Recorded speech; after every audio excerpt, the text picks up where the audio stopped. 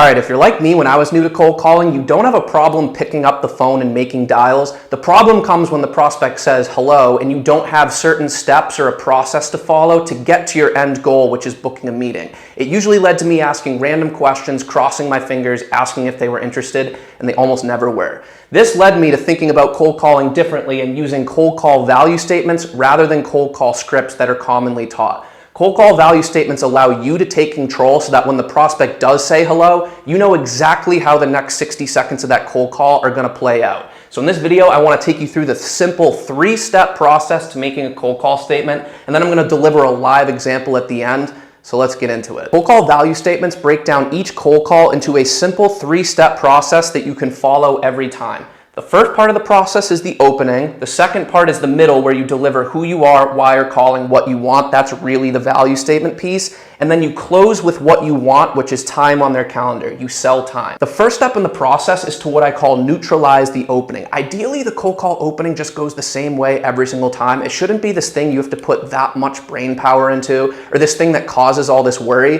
That's why I don't like the permission-based openers or the pattern interrupts. Hey, do you have 30 seconds for me to tell you why I'm calling? Did I catch you at a bad time? Is now a good time? That just makes it so easy for them to say, no, I'm going into a meeting. And now you have to deal with this variance and you don't know what direction that's going to take you. What I choose to do instead is say, how are you? And despite what everyone says out there that how are you is not a good opener, I promise you it is. I've been using it for 6 years. Most of the top sellers I see out there also just say, how are you? The key is to use a downward inflection that's assumptive. Hey Jim, this is Connor Murray calling from X company. How are you? Pretty much all they can now say back is, good, how are you? Maybe they say, what's this regarding? Whatever it is, you take it and then you go right into who, why, what. You say, good, I'm just reaching out because, or good, the reason I'm calling is, and then you go right into your value statement. This is how you take control and how you know the call is going to go this way on every cold call, because all you're getting from them is a quick formality and then you're neutralizing it and jumping right into telling them who you are, why you're calling, and then what you want, which is time on their calendar. So if we go up here now, the process kicks off after you neutralize the opening, after you just get a formality back from them and you go into who, why, what. If you physically get that out and they don't hang up on you, which if your tone and inflection are down and you've practiced, you rarely ever get hung up on.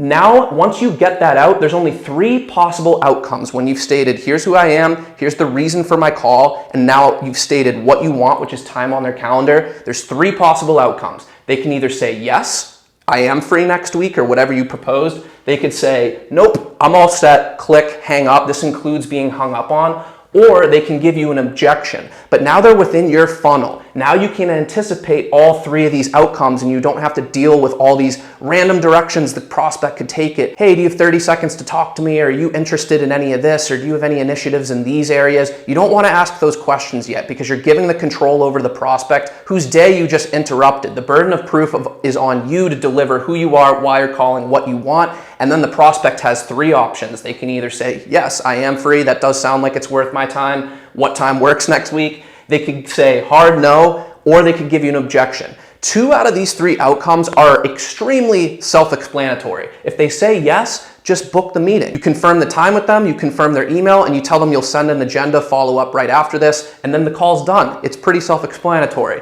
If they give a hard no, which includes being hung up on, there's really nothing you can do to salvage that. You're gonna get hard no's no matter how good you get. I still get hung up on all the time. That's just a part of making cold calls. It's a part of the game. It's fine. In which case, you just make your next call. That's pretty self-explanatory as well. So really, if you make a value statement, 2 out of the 3 are very self-explanatory. So the only other outcome you really need to be prepared for is if they give you an objection.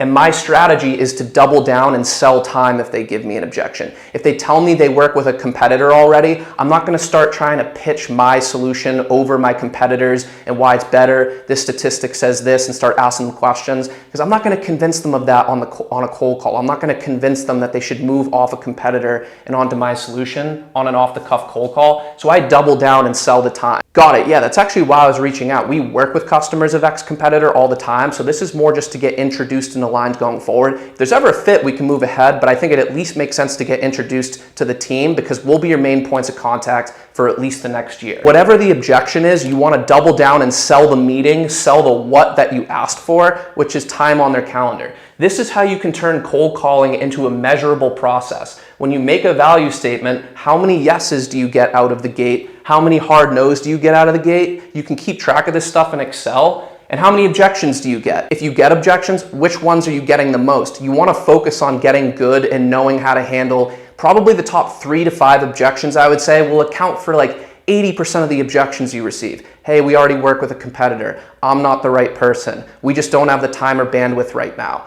I'm not interested. Whatever it is, you want to make flashcards for those objections so that you instantly know what to do when you get them. And now they're within your funnel. You take control, you deliver the value statement, you either get a yes, a no, an objection. If you get an objection, double down and sell time. And this is how you get quality shots on net where you're asking the prospect for time on their calendar. All right, so now as promised, I'll put these 3 simple steps into action so you can see how it simplifies the process and gives you way more control. So I call, they answer, I say, hey Jim, this is Connor Murray, call from X company. How are you? Good, how are you? What is this regarding? Good, I'm just reaching out because I'm part of the strategic life science team that supports Y company regarding back office financial processes. And we typically work on priorities related to strategic planning, budgeting, forecasting, usually by reducing the reliance on Excel and centralizing the planning process. And I know I kind of called you out of the blue here, so I'm more just looking to set aside some time next week just to get introduced and aligned with your priorities going forward. So does next week on Wednesday or Thursday work for you? Yeah, hey Connor, thanks for reaching out. So we do have some priorities in these areas, but right now I just think our team does not have the bandwidth. Maybe reach back out in 3 or 4 months down the line and we can pick up the conversation from there. Got it. Yeah, that's actually why I was reaching out. I assumed this was a busy time for you. We're at year end right now. I'm more just reaching out just to get aligned with those priorities going forward so that when you do have that bandwidth and your team is ready to tackle this project, we'll be ready to support you right out of the gate. So would sometime later this week or next week work for you, maybe Wednesday or Thursday? So I made a value statement and I didn't get a yes. I did not get a hard no. I got a legitimate objection. Hey, we just don't have the bandwidth. And rather than trying to convince this guy who I just got off the cuff on a cold call that they should have time and they should allocate resources and bandwidth to a new initiative, I just chose to sell time and sell the meeting. I doubled down on what I wanted, which was the meeting. I have a lot better chance of convincing them that they should make this an initiative on that discovery call that I set than trying to do that on an off-the-cuff cold call. So in that 60 seconds there, I asked for time on his calendar twice. I got 2 quality shots on net to book the meeting. Now, if he still said no and was still hesitating, at least now he's signaled that I've earned his respect in some capacity and he's willing to stay on the phone and engage with me. And now I can maybe start asking some of those questions to get him to open up about what those other priorities are and what his team is working on, learn a little bit more before asking again for time on his calendar. So I hope you can see how the value statement differs from the cold call script and that we take control at the outset, neutralize the opening, deliver who you are, why you're calling, what you want. That's your first shot on net. If they give you an objection, you double down, you sell time. That's your second shot on net. And now if they say no to that, at least they're engaging with you and now you can maybe get them to open up on the rest of the cold call. So hope this helped. If it did, hit the like button and I'll see you on the next one.